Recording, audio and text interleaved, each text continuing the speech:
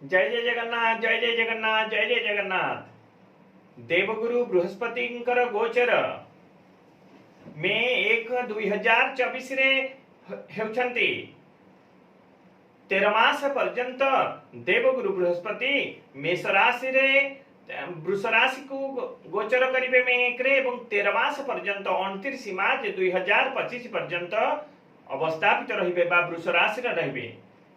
तो देवगुरु बृहस्पति गोचर फल रे एबे आमे आलोचना करिबा बिछा राशि रो जातक जातिका मानकर केमिति रहिबो 13 मास कोन से माने असुविधा रे रहिबे बा सुविधा प्राप्त हेबो।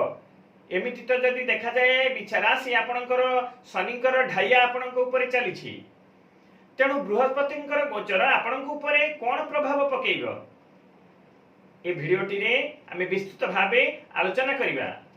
बृहस्पति गोचर आपणकर सप्तम घरे अर्थात आपणकर सप्तम बृहस्पति हेबे।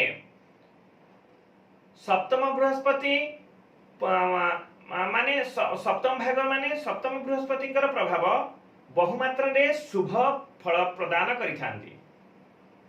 कोन करिथांती ना धन धान्य प्राप्ति करिथांती, सुख समृद्धि प्राप्ति करिथांती, आर्थिक कष्टरू दूर आपण बाहरी जाइथांती, जेकोसी ग्रहर पीड़ारू आपण बाहरी जाइथांती एवं सबु प्रकार समस्या रू आपण को समाधान मिली थाए।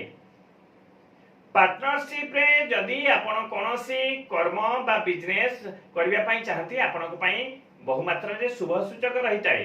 पद मर्यादा आपणकर वृद्धि हेबो एवं सबु प्रकार जमी भूमि कर्म रे लाभवान हेबे।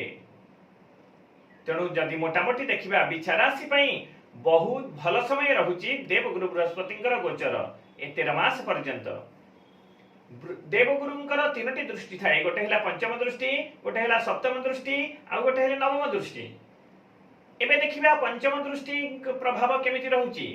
जदि हमें पंचम दृष्टि देवगुरुंकर कथा आलोचना करिबा आपणकर लाभ घर को देखुचंती पंचम दृष्टि तेणु कोन हबो आपणकर संपर्क जो अछि निज संपर्क निकटतर संपर्क निज भाई बंधु पड़िसा भाई भौणी ए सब मानकर जो निकट संपर्क अछि एमानंक भितरे कोन हबो ना जहा तिक्तता आपणकर हे जाइछि भूल बुझाबणा हे जाइछि से भूल बुझाबणा सब सुधुरी जीव।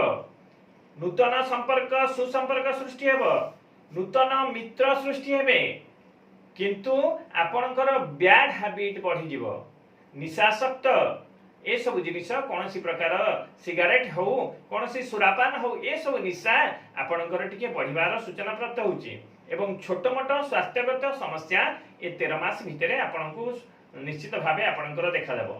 जदि परवर्ती क्षेत्र कथा में देखिया देवगुरु बृहस्पति सप्तम दृष्टि कोन फलप्रद दबो ना आपणकर राशि को बहुत भल लाभकारी रहिबो सप्तम दृष्टि कारण बहु बाटरे आपणकर अर्थर रोजगार हबो। अर्थ केउ ना केउ बाटरे कोठु ना कोठु आपणक पाखु आसीबो ही आसीबो, कैरियर रे डेवलप हेबो एवं धर्म भावना आपणकर जागृत हबो। आध्यात्मिक परिवेश रे मन बळिबो, सब बेले आध्यात्मिक परिवेश रे रहिया पई चिंता करिवे एवं आध्यात्मिकतार मध्ये सुजोग आपणको प्राप्ति हेबो। जदि नवम दृष्टि कथा देखिबा आपणकर तृतीय घर को नवम दृष्टि रहुची तेणु बृहस्पति नवम दृष्टि रे आपणको अनेक यात्रा करिया पई पड़िबो, ट्रैवल करिया पई पड़िबो।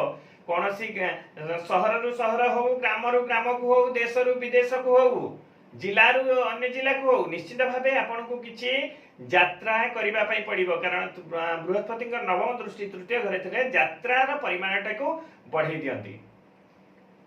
तीर्थ दिय देवता ये सब आपन को दर्शन करेबे किंतु निजर संपर्कीय मानक सहित निजर निकट संपर्कीय मानकर सहित कोन हबो ना ए दृष्टिटी टिके तिक्तता समस्त भितरे टिके टिके कथारे कोनसी ना कोनसी बाबद रे आपनकर संपर्क टिके संपर्क रे मधुरता रहिबो नाही, संपर्क रे तिक्तता देखा देबो। तो जी मोटामोटी भावे देखिबा देवगुरु बृहस्पति गोचर विचाराश में बहु भल रही केवल निज संपर्क सहित भल व्यवहार कले निश्चित भावे आपणकर 13 मास भल भावे अतिबाहित हो। तो ये थिला बिचाराशीर जातक जातिका मानकर देवगुरु बृहस्पति गोचर केमिति अतिबाहित हेब। जय जय जगन्नाथ, जय जय जगन्नाथ।